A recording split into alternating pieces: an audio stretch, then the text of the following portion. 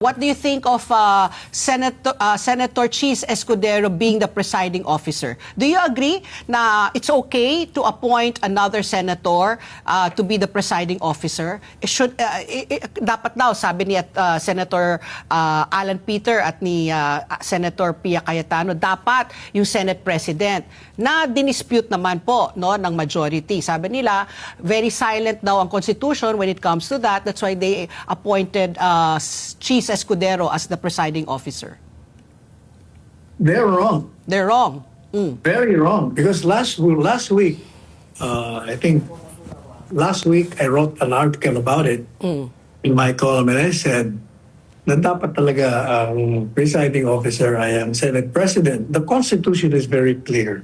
The language, hindi ba nakalagay doon ang Senate ang impeachment court? Okay? Ngayon, may pinasok ngayon ang framers of the Constitution na pag ang presidente ang tinatraya, kailangan Chief Justice. Correct. O ibig sabihin, yun ang exception to the rule. The rule is the Senate President should preside sa lahat ng impeachment cases.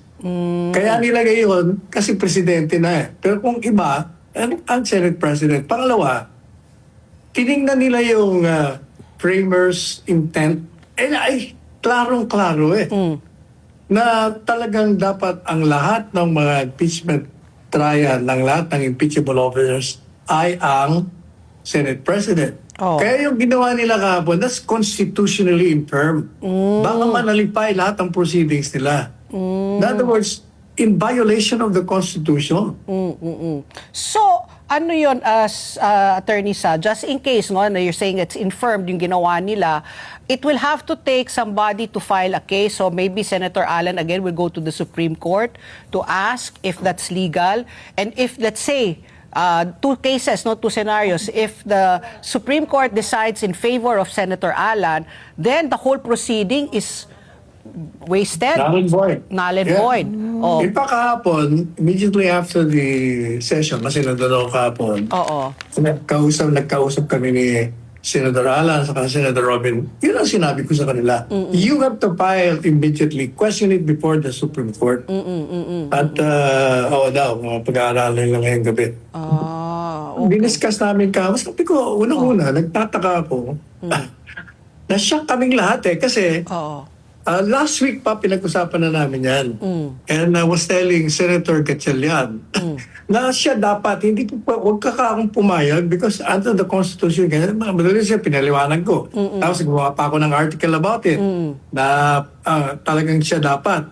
Tapos meron siyang, nung makausap ko siya, abay talagang he will pray. Nag-aaral na daw siya ng gusto sa protection. Kaya mas in-announce niya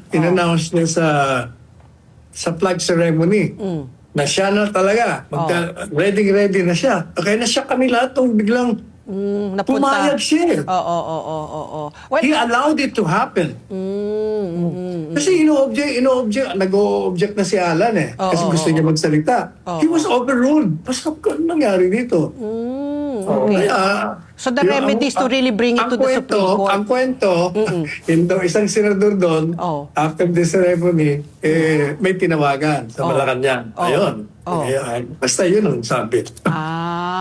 Okay. So may marites pa si Attorney Sal. So yung remedy po dyan, Attorney Sal, tingnan natin. Sa Korte Suprema. Sa Korte Suprema. At sana ang Korte Suprema ay magbigay kaagad ng desisyon. Kasi 92 days lang ang tinitignan nilang impeachment trial Kasi kung sabihin ng hindi, dapat nga si Senate President Win Gatchalian, yung mga nakalipas na mga trial dates, will that be null and void? Or pwede mag-pick up from where they left off? Magkaroon ng substitution? Paano po yun? Talagang mananalipay yan. Ang problema dyan sa majority, hindi nila iniisip that what they're doing will taint the integrity of the impeachment trial. Hindi nila naiisip, puro politika nasa isip nila. Sumusunod sila sa kumpas ng Malacanang Yan ang problema nila. Okay. So attorney, notwithstanding the arguments about the legality of having Senator Cheese Escudero as the presiding officer, ano po ba yung implikasyon nito halimbawa sa kaso po ng ating Vice Presidente kung siya man ngayon ay naging presiding officer, sir? Ibig sabihin, meron mga binabalak na naman itong the brains behind all this operation ito eh.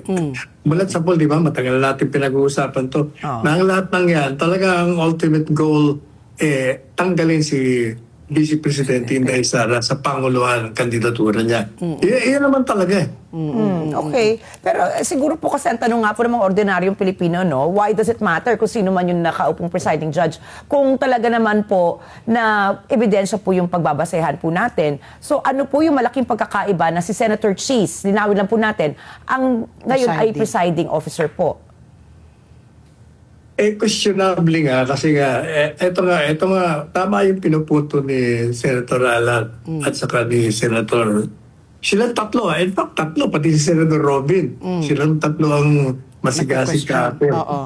Sabi niya, ang kwento is supposed to be in-offer na pala yan in-offer kay Senator Alan maging presiding officer ng impeachment. Ang condition lang, si Escudero, ang Senate President. Pagkatapos, kaya tataka sila, tapos ngayon inihalal yun para kumbaga talagang merong mga agenda tinatawag. Di ba, alam nating lahat na biglang nagbaliktaran yung dalawa dahil nga may mga kaso. Pero ayan ang problema Talagang gusto nilang ipakulong lahat itong mga kritiko ng gobyerno kaya kumbaga post-biglat sila. Senate Attorney Sal, question ko, kasi sinasabi, hindi naman daw ito yung this is not the first time it has happened, no? In the time of the impeachment also of then President Joseph Estrada, Senate President Aquilino Pimentel Sr. also sat beside Justice Davide. So ano yung pagkakaiba noon sa ngayon? Iba naman. Ano Noon walang agenda. Ngayon may agenda nga What do you mean walang agenda? Yung agenda may noon agenda is to disqualify this Vice President from running. Yung kay To obliterate her. Yan ang talagang agenda Siraan mo, itanggalin mo yan. Hindi po pwede yan. Sagabal sila She is the obstacle to their continued stay in power. No, but my question is, Attorney Sa, what was the difference then at the time of Joseph Estrada when Davide and Aquilino Pimentel sat side by side in the rostrum as compared now, seated beside Presiding Officer Cheese is also Senate President Win Gatchalian. So what's the difference? If you're saying na dapat yung Presiding Officer is the Senate President, nangyari na po sa panahon po ni Joseph Estrada. Sino ba ang nililitis na sa panahon ni Chief Justice Davide? Si Sino Era. ba? Di ba si Era? Exactly. Presidente naman yun Yun. Okay. Presidente yun The kasi Constitution says it. Yes. Na talaga siya. But as Senate President, okay naman siyang nasa tabi. Pero this time, he was ousted from presiding. Kaya nakakaawa. Kaya daming nagbabastuloy kay Senator Gatchalian. Dahil pumayag siya tapos nandun pa siya sa tabi, nagmumukha siyang kawawa. Okay, Attorney, Kinawawa nila masyado itong kasama nila sa majority. Attorney, wala naman po tayong kinikilingan kundi ang totoo, ang katotohanan, accountability, transparency at ebidensya. Kaya po, sinilip ko po yung 1987 Philippine Constitution. I am not a lawyer by all means, pero ito rin po yung kanilang argumento naman ng ibang proponents po ng pag-upo po ni Senator Cheese. The 1987 Philippine Constitution states that the Senate has the sole power to try and decide impeachment cases. Number 2 point. Second point, the Constitution specifically requires the Chief Justice to preside only when the President is on trial. It does not require the Chief Justice to preside over the impeachment of a Vice President. And because this is the impeachment of the Vice President, the Senate follows its own rules of procedure, which allows it to elect a presiding officer from among its members. And I've seen an interview po of one of the UP law professors. He's agreeing with this. Ano po ang palagay nyo? What can you say about this argument, sir? The rules of the Senate cannot go over and beyond what the Constitution is saying. The Constitution precisely outlined the procedure by which the impeachment trial will go. At nakalagay nga doon, only in the instance of the President being tried na ang Chief Justice. The rest, talagang dapat ng Senate President. Kaya ka nga Senate President eh. Ikaw ang presiding officer eh. Yun nga ang general rule. That is only the exception. So, And even the rules of the Senate, initially, nakalagay ang Senate President. Binago nila, ay questionable nga. Kasi yung kanilang rules, hindi nila sinunod yung kanilang procedure mismo. Pangalawa, wala silang quorum at the time. Questionable na nga yung walang quorum eh. Nagumawa sila ng rules. Well, di ba? Lahat nga puro paglabag sa saligang batas ang ginawa nila. Okay, so I guess we will just have to wait if Senator Alan Peter Cayetano will file a case sa Supreme Court para madesisyon na ito. On another note, Attorney Sal, your thoughts, do you agree this time with Presiding Officer Cheese Escudero na you need 16 votes to convict? Kasi dapat 2/3 yung buong members, kasi lahat naman po yung miyembro. Agree po kayo doon or it has to be those who are physically present only? Matagal ko na akong sinasabi yan. Ilang buwan ko na yata sinasabi na 16. They cannot change what the Constitution says. Oo. It's explicit, it's unequivocal na 24 ang magiging basehan mo. Kasi there are only 3 instances by which hindi mo pwede i-consider yan. One, kung namatay. Yeah. Hindi ka na senador. Oo. Pangalawa, kung tinanggal ka. Or, pangatlo naman, kung ikaw ay nag-resign. Pero hindi, walang kondisyon na ganyan. Kaya palaging dapat 24 ang bilang. So 16. So agree po kayo kay Senator Cheese kasi siya rin, hinamon rin niya. Ito ang aking rule, dapat 16. Kung mayroon kayong reklamo, ihain nyo ulit sa kumbaga seek your legal remedy. So at least on that point, you agree with Senator Cheese Escudero. No, I think he agrees with me because I've been saying that for several months. Okay. So sir, that's this one. 16 na nga po yung threshold na talagang sinabi po ni Cheese Escudero, ni Senator Cheese Escudero, no. Ang tanong po, hindi po ba pabor ito sa impeachment case ni VP Sara na naging 16 po talaga ang number na kailangan para ma-convict po ang Vice Presidente? Paano wala ka? Paano? Pabor. Ito po, di ba? Pabor? Dahil nga po, Siyempre pabor yun. Kasi pabor nga, po. di ba, sinasabi ko na sa tingin ko sa mga senador, ang malaking makukuha nila ay 6 lamang. The rest, puro absuelto yun. Sige, so sir, jumping from that question, doesn't this give you hope kahit paano na talagang namang wala namang pong agenda as you said, itong korte na ito? Pero ang problema nga pinakukulong nila lahat, dinidemanda nila, pinakukulong, tinatakot. Yun nga ang suliranin dyan. Minamantsahan mo yung impeachment trial.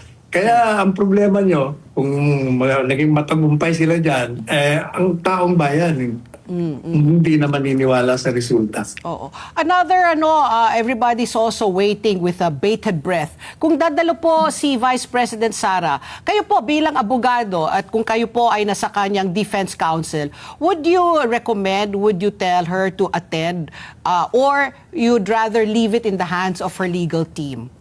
Matagal ko na rin nung sinasabi na hindi siya kailangan umattend kasi hindi naman required. The Constitution does not require it. The rules does not require it.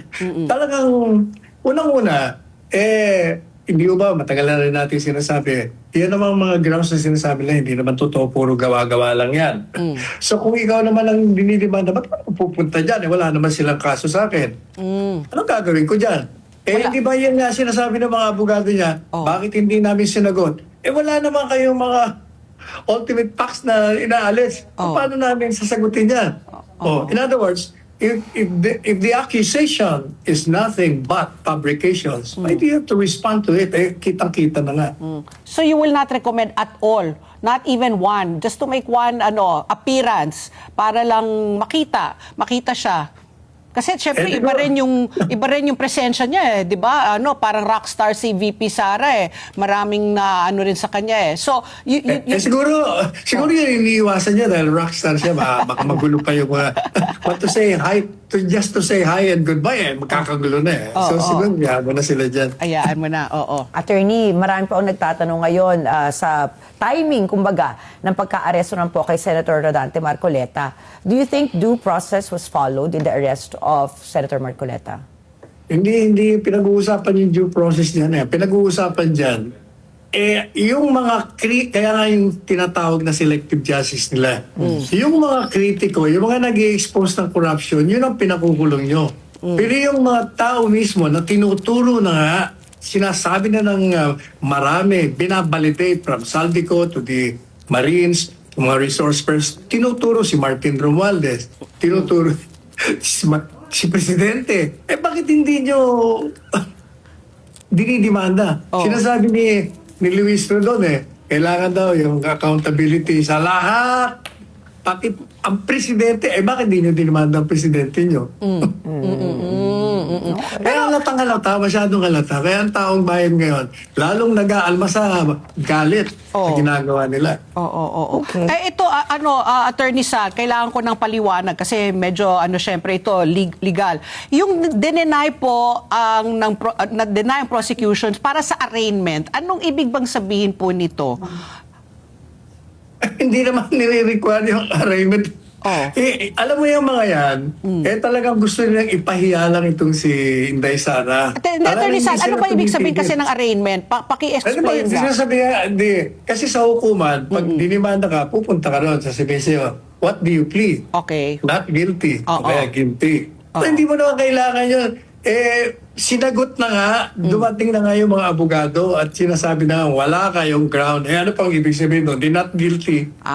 So, ang gusto sana ng prosecution, magpunta si VP Sara doon para to verbalize her position, and which was denied by the prosecution. That's what you were saying. Gusto nila, bawat article mag-deny. Madali sabi, gusto lang nilang papuntahin doon. Papuntahin, ayun. Siguro gusto nilang ipahiya, kung siguro kung whatever. Yan ang agenda nila. Oo. So at least na-deny, no? Dineny sa prosecution para hindi na kailangan pumunta. So ayun. Kasi iniisip ko, ano ibig sabihin nun? Bakit dineny yung pag-arraignment? Okay, kaya nga sabi ko, mahirap to dahil legal. Okay, Siguro tama din yung dahil sabi mo nga, di ba, rockstar si VP Sara. Magkakagulo. Baka naman talagang i-push yung buttons niya para magkamali siya siguro, which is, I think, part of the strategy of the defense na wag muna siya mag-appear. Because legally naman, as long as she is represented, she's not required by the law anymore to appear because her appearance and participation is already through her lawyers. Tama po, Attorney Sara?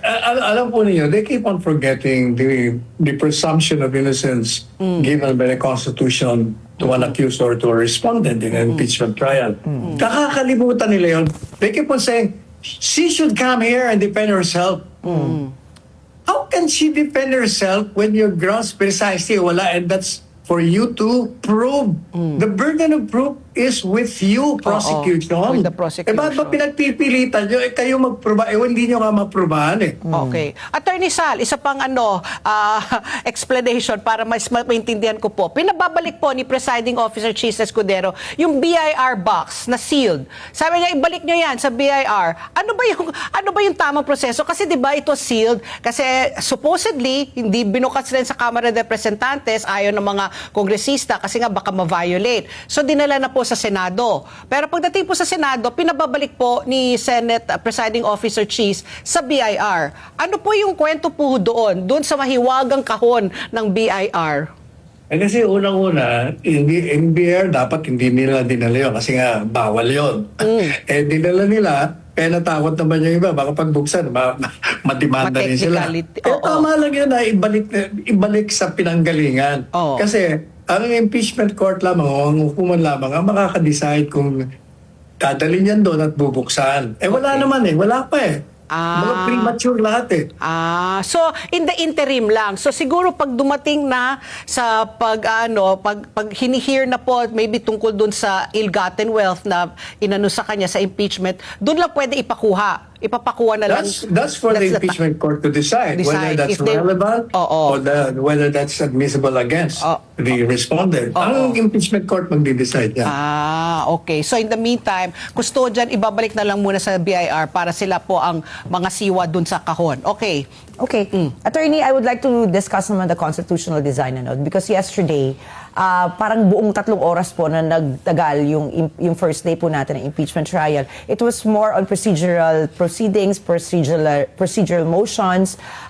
So at the end po, para pong marami rin pong nag-abang kung ilalabas na yung ebidensya. Pero sabi naman po ni Attorney Sheila Sison, yung nga pong legal defense ni Vice President Sara, this is part po of the process process. So, sa tingin niyo po ba, ano ba yung taktika talaga ng defense team? Pwede po bang, is it all of the technicalities? Kasi po, marami nag-aabang po sa evidence pero mukhang hindi pa po mangyayari. Gaya na sinabi natin paulit-ulit, kanina pa ilang buwan na, you have to prove first your case against the Vice President. Kayo ang mag-uumpisa ng ebidensya nyo. Palibasa kasi wala kayong ebidensya. Kaya gusto nyo, ang magpruba na guilty siya or absuelto siya or innocent siya yung respondent. Kayo yun Kaya ang defense, nag-aantay lamang, nasaan ang ebidensya nyo? Ilabas nyo. O, sabi nga ni Attorney Sheila. Kasi nga wala Sabi nga ni Attorney Sheila, no, Attorney Sal, ang burden of proof daw is on the prosecution. Kumbaga yung defense is just there, but they're, as she said, di ba, ready na po sila. So mga ganito. Mga abogado naman yung mga prosecutors, pero dahil nga politika, ayan. So ito nga, attorney, so with our constitutional design, na supposedly po, itong impeachment ay independent po from the Supreme Court, from the executive, hanggang saan po pwede makialam ang Supreme Court sa isang impeachment trial kung halimbawa, ito nga, nagkakagulo po sila sa legal definitions, nagkakagulo sila or nagbabangayan sila sa legal interpretations po sa rules pa lang. The Constitution is very clear. When there is a blatant violation of the Constitution na amounting to an excess ng jurisdiction, talagang pwede sila pumasok. Nakalagay yun sa Constitution. Any branch of the government, kahit na sinong opisyal, pag ikaw ay nag-violate, you commit a grave abuse of discretion amounting to excess or lack of jurisdiction, pwede silang pumasok. Kaya gaya niyan, hindi ba? Kaya nga nagtatakbuhan sa Korte Suprema. Ang problema naman, di ko naman maintindihan ng Korte Suprema. Mga walang galang na, mga justices. Nababagalan ang taong bayan sa mga desisyon nyo. Kaya lalong na exacerbate yung yung sitwasyon Correct, oo. Attorney Sal, ang huling katanungan ko na lang po, no? Today, second day po, at today na daw, mag-uumpisa yung trial. At ang unang i-discuss po yung Article 4 tungkol po dun sa alleged plot to assassinate President Marcos, First Lady Lisa Marcos at former Speaker Martin. At ang dalawang witness po nila ay manggagaling po sa NBI. Ano po sa tingin ninyo po ang pwedeng mangyari? Kasi yun na nga, no? I guess the NBI is there supposedly to authenticate na yung video na hinahamon po ni VP Sara po na meron siyang na-hire na assassin, hindi daw AI. On that charge, sa Article 4 po. Hindi yan ang pinag-uusapan. Yung kanyang mga pahayag doon. Sabi ko nga, yun ay response sa isang tanong ng vlogger. At hindi yung sinabi ng gano'n lang na, pinag-iisipan ko. Ang tanong kasi sa kanya, mapanganib ang buhay mo, Vice Presidente. The risk is very real. Paano kung patay ka, anong gagawin mo? Yun ang sagot niya. Which is hypothetical and conditional. Pangalawa, alam mo, nagtataka ako, teka muna, akala ko ba 4 yung articles of impeachment ninyo? Bakit inuna niyo yung panghuli? Ba't di niyo inuna yung una, dalawa, pangatlo?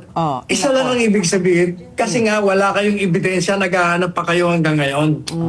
Siguro ako isa lang, Patty. Attorney, nakita nga po natin, ipinisinta ng depensa yung kanilang team. Parang masyado pang bata yung, yung mga abogado po ni VP Sara, no? How prepared po do you think they are? Unang-una, yung gaya ng paulit-ulitan na sinasabi, kasi nga, kahit na bagong abogado, pag tiningnan mo yung sinasabi nilang aligasyon at mga ebidensya nila, wala Kahit na press lawyer, kaya-kaya yun Kaya ba ay ng police Pero, and teka muna. defense? But let me, having said that, hindi naman ordinary itong mukha lang mga bata yan. Pero mga veterano na yan sa litigation. Mga de Campanilla, ika nga. Parang si Attorney Sal. De Campanilla. Nagtataka lang ako, bakit hindi umapir doon si Attorney Fortune? Siya dapat na nangunguna doon. Oo nga, di ba? Fortune Narvasa, ang mga lead counsel. Okay, Attorney Sal. Although si Attorney Season naman, okay si Attorney Season. Ibabae, oo. Matapang. Oo. Hindi lang matapang. Di ba sinisemplang niya si Luis Tro? Oo. Oo. Okay, so Attorney Sal, babalik ka kasi nga kung tayo maniniwala, 92 days daw itong trial. So we'll keep asking you to give us your legal insight para po mas himay-himayin natin, maintindihan. At least alam ko na ngayon yung arraignment, yun na nga, sabi mo nga, constitutionally infirmed nga yung pag-upo ni Chis Escudero bilang presiding officer. So, thank you very much again, Attorney Sal. Have a nice morning and day. Thank you for having me. Thank Yes. you.